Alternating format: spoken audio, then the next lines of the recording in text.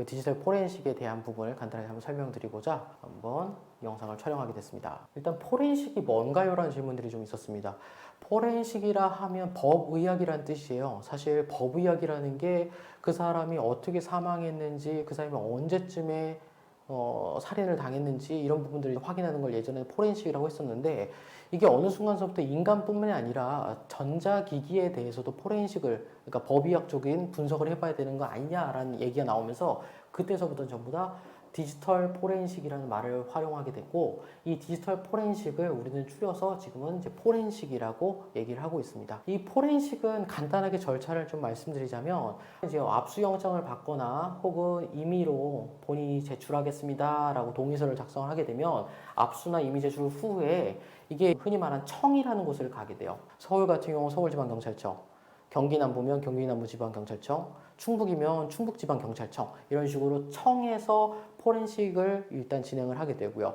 이 포렌식이 진행됐다는 내용도 사실 경험을 해본 변호사님들이 많지는 않으실 건데, 실제로 경험을 하다 보면은 이게 두 가지 절차로 나눠진다는 걸 확인할 수 있습니다. 뭐냐면 추출 작업하는 경우와 선별 작업하는 경우로 나눠지게 돼요. 근데 우리가 압수영장이라든지 임의 제출을 받을 때 혹시 포렌식 절차에 참여하겠습니까? 라는 그 안내를 받게 되는데, 많은 분들이 뭐 이게 뭔지 모르니까 그냥 참여하겠습니다 라고 하는 경우도 있고, 혹은 경찰관들이 이거 굳이 본인이 참여할 의미가 없습니다 라고 얘기해줘서 참여하지 않겠습니다 라고 얘기하는 경우들이 있어요. 그게 뭐냐면은 압수나 임의 제출할 때 당신이 포렌식 절차에 참여하겠습니까? 를 물어봤던 건 이 추출을 하는 과정에서 본인이 참석을 하겠습니까? 를 물어보는 건데, 그냥 결론만 얘기하자면요, 이거 하실 필요 없습니다. 그냥 이쪽 컴퓨터에서 이쪽 컴퓨터로 혹은 이쪽 휴대폰에서 이제 포렌식 자료로 이 증거를 동일하게 그 자료를 출력하는 그 과정, 이때 참석할 거냐를 물어보는 건데,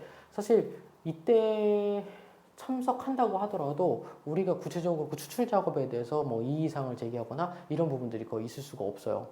따라서 이 부분에 대해서는 굳이 참석을 하지 않아도 괜찮습니다. 그런데 우리가 선별 작업이라는 게 있거든요. 이 선별 작업은 참석을 하셔야 돼요. 이 선별 작업은 뭐냐면 추출된 이 영상물을 가지고 이게 범죄가 되는지 혹은 이 사건에 대한 증거가 되는지 여부를 흔히 말하는 선별하는 작업이에요.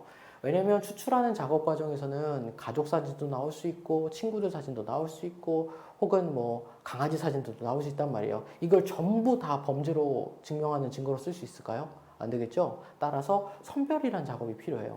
아, 범죄 사실을 사용할 걸 선별하겠다라는 의미라고 생각하시면 됩니다. 근데 이 과정에서 사실 변호사의 실력이 가장 많이 드러나기도 하죠. 왜냐면 변호사들이 이건 범죄에 해당하지 않는 영상이라든지 혹은 이게 이 사건과 관련된 증거가 아니다라는 식으로 법리적 주장을 해서 영상 내에서 이 선별 작업의 증거물을 빼거나 줄이거나 할 수 있는 게 사실 이 선별 작업 과정 중에 발생을 하게 됩니다.